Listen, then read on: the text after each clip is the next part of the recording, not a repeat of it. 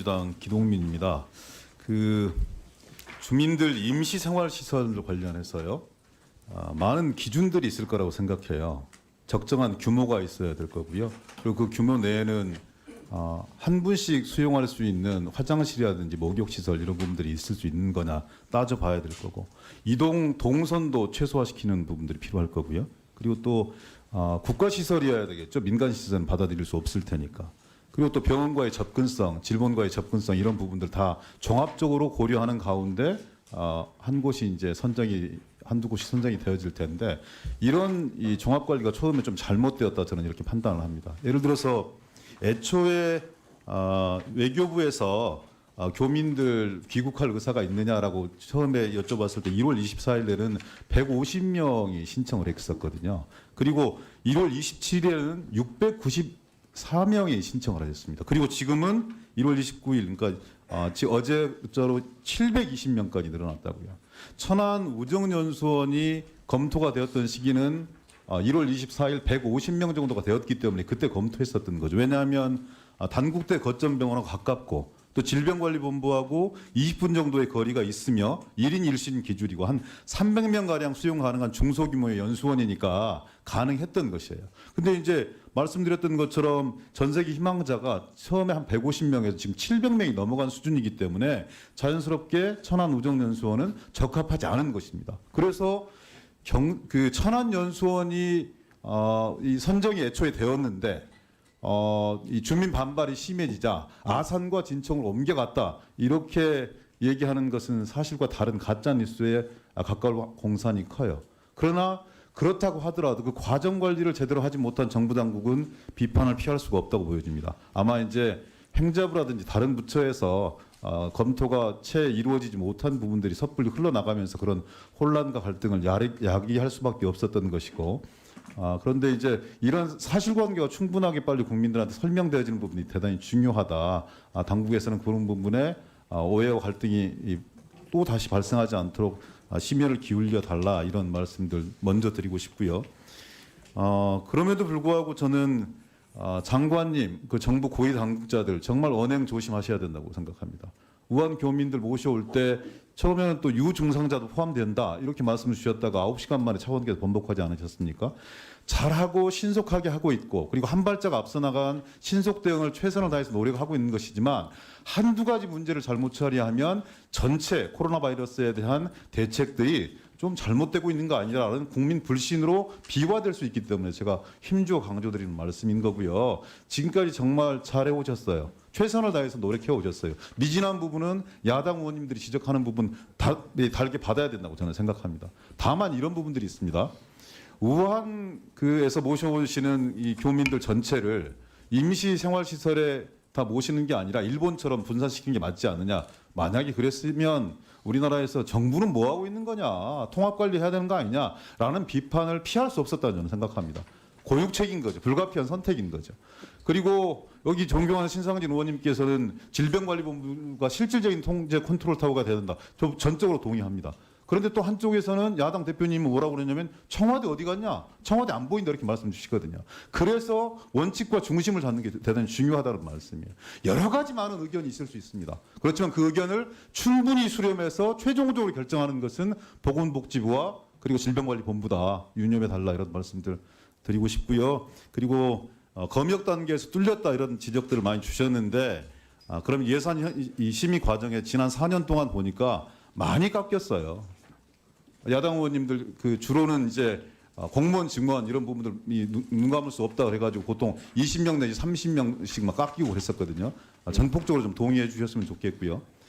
그리고 김호란 교수님께 한번 여쭤볼게요. 메르스 당시에 어떤 역할을 하셨습니까?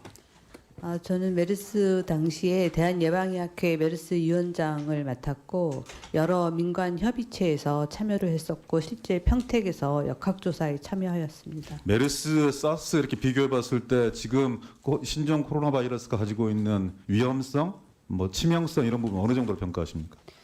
메르스 때도 일부에서는 중동 감기인데 왜 이렇게 호들갑이냐 이런 이야기도 있었지만, 우리나라에서 20% 치명률이었고, 그 중에서도 증상이 기저질환이 없었던 사람도 10% 치명률을 보였습니다.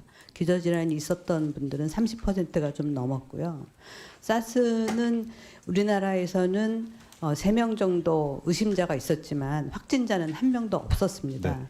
네. 중국이나 홍콩, 캐나다에서 나온 자료를 보면 9.6% 치명률이었고요. 사실 지금 신종 코로나 바이러스의 치명률은 판단하기가 아직 이릅니다. 네. 왜냐하면 아직 상황이 진행 중이고 현재 사망하신 분들은 이미 1, 2주 전에 발생하신 분인데 최근에 몇천 명 확진자가 늘어났기 때문에 그분들을 포함하고 계산하면 치명률이 낮은 것 같지만 네. 좀 더 봐야 되고 좀 더 지금 100 몇십 명 사망하셨다고 하지만 중국의 중증자가 900명이 넘습니다. 네. 그래서 그분들 중에서 얼마나 사망이 나오는지에 따라서 달라질 거라고 생각하는데 아주 나쁘면 사스 수준, 그렇지 않으면 더욱더 사스보다 확대될 예, 위험성이 크다 이렇게 예, 판단하시는 예, 거죠? 예, 그렇습니다. 메르스 당시와 비교할 수 없겠지만 그리고 정부가 좀 미진한 부분들도 있겠지만 지금 어느 정도 대처하고 있다고 보십니까?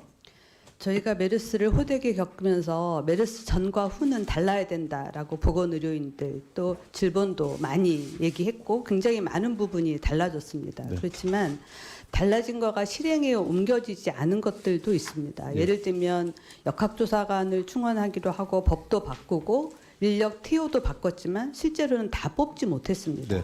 그래서 그런 부분들 더 잘 될 수 있도록 해야 되고 이렇게 현장에서 이제 일이 벌어지고 나면 저를 포함해서 전문가가 어딨냐라고 하는데 평소에는 별로 관심을 갖지 않습니다.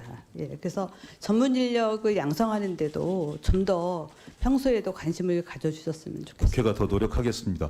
그 사스하고 메르스 때도 무증상 감염이 있었다 이렇게 판단하셨던 거죠? 예, 예, 그리고 이 코로나 바이러스 같은 경우에도 무증상 감염을 배제할 수 없다 이런 판단을 가지고 계시는 거죠? 무증상 감염은 있는데 이 사람들이 전파력이 있는지는 좀 의문스럽습니다. 그러면 당국의 대처가 그에 따라 상당히 많이 달라질 수밖에 없을 거라고 그렇습니다. 예. 가장 역점을 두어야 될 부분은 어떤 부분이라고? 지금 여러 가지 플랜 A, B, C를 가정을 해야 될 것 같습니다. 왜냐하면 이 바이러스가 확인된 지 아직 한 달도 안 됐습니다.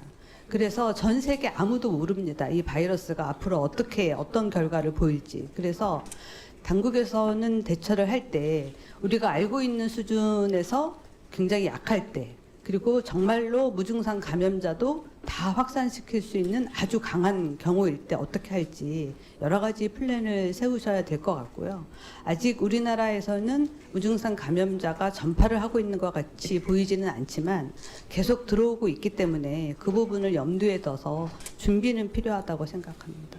정부 당국은 정부 당국대로 최선을 다해서 대책들을 마련해야겠지만 국민 개개인이 예방하고 손 씻고 마스크하고 또 가리고 기침하고 이런 소소한 이 예방 수칙들이 있잖아요. 이런 과정을 통해서 국민 여러분께 반드시 이것만큼 좀 스스로 노력하셨으면 좋겠다 이런 부분에 있으면 말씀해 주시겠습니까? 예, 가장 중요한 거는 손 씻기 마스크인데요. 저희도 메르스 때 정말 놀랍게도 CCTV에서 확인해 보면 마스크를 쓴 사람은 환자 바로 앞에 있었는데도 안 걸렸고 마스크 썼는데 코 밑으로 내려서 쓴 사람은 확진된 경우가 있었습니다. 그래서 의료기관에 간다거나 사람이 많은 곳에 갈 때는 꼭 마스크를 쓰는 것이 필요하고요.